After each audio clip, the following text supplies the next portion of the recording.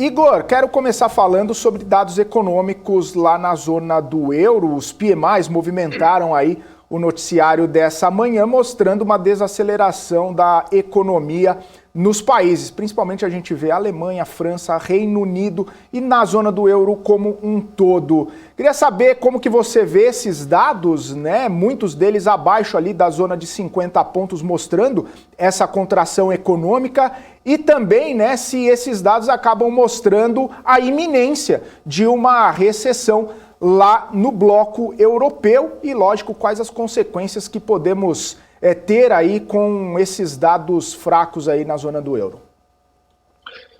Bom, Felipe, são dados que vieram de uma maneira não tão, assim, não foi uma grande surpresa, né? A gente já está assistindo a partir das últimas semanas e desde o início das sanções que existiria uma espécie de backlash, né? E a Rússia está fazendo isso, e eu acho que a Rússia fez até de uma maneira até comedida, né? Avisando que ia fazer os cortes de gás, diminuindo, e os europeus meio que se prepararam em relação a isso. Agora, quando a gente fala em números, o que nós assistimos foi, na zona do euro, um PMI abaixo de 50 pontos, né? 49,5, alguma coisa desse tipo, significa que há uma contração real, uma possibilidade real de que a gente esteja analisando a zona do euro entrando numa zona de recessão.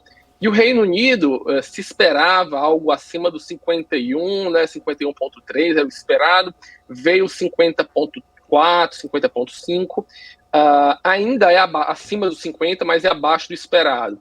O Reino Unido tem um problema adicional que é os efeitos do Brexit, né? A gente ainda sente os efeitos do Brexit, inclusive o Bank of England, membros do Bank of England disseram que parte da inflação não era só dessa crise internacional, mas ainda reflexos do Brexit, como a situação ainda não foi organizada. Então, na prática, o que nós assistimos é a União Europeia terá uma dificuldade desse momento de transição. Por que eu falo de transição?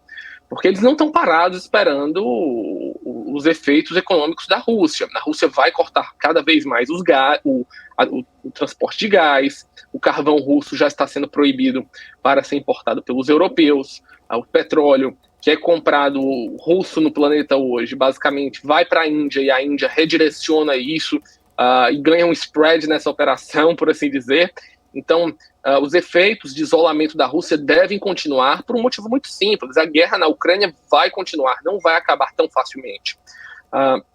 Dentro desse conceito, há uma entrada clara de recessão na Europa. Agora, diferentemente de uma crise internacional, financeira, onde a gente não sabe muito bem os efeitos e como cessá-los, isso depende de um conjunto de fatores, os efeitos são muito claros aqui. A Europa não está passando por uma coisa, por um momento negativo, ultraestrutural. Ela está passando por uma falta de recursos e matérias-primas que impede a sua produção industrial. Então, basicamente, a gente sabe o que está acontecendo.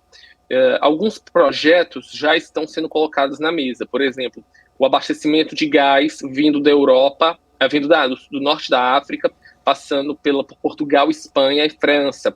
Isso era muito criticado, principalmente pela questão da região dos Pirineus, e isso está sendo colocado na prática. Para nós, brasileiros, o acordo Mercosul-União Europeia, que basicamente estava engavetado por dois motivos. A política ambiental do governo brasileiro e principalmente pelo lobby agricultural francês, voltou à mesa de discussão. Eu acredito piamente que isso deve sair, deve ser ratificado por um motivo muito simples.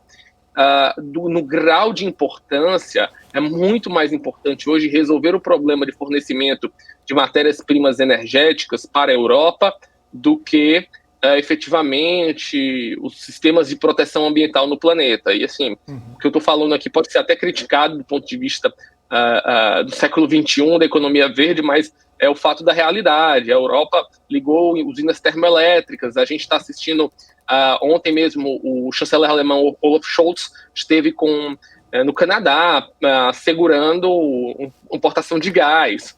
Os europeus querem urgentemente conseguir recursos de carvão, de gás, de petróleo do Mercosul para substituir o máximo possível a Rússia.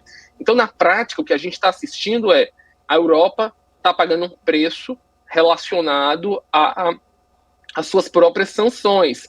Então, não é que isso seja inesperado. a atividade econômica na Europa está sendo contraída, e como a gente está falando de um mercado de 500 milhões de habitantes com alto poder de compra, esse efeito vai ser sentido no planeta inteiro. Não há dúvida, porque a gente assistiu ontem o euro cair da cotação de $1, né?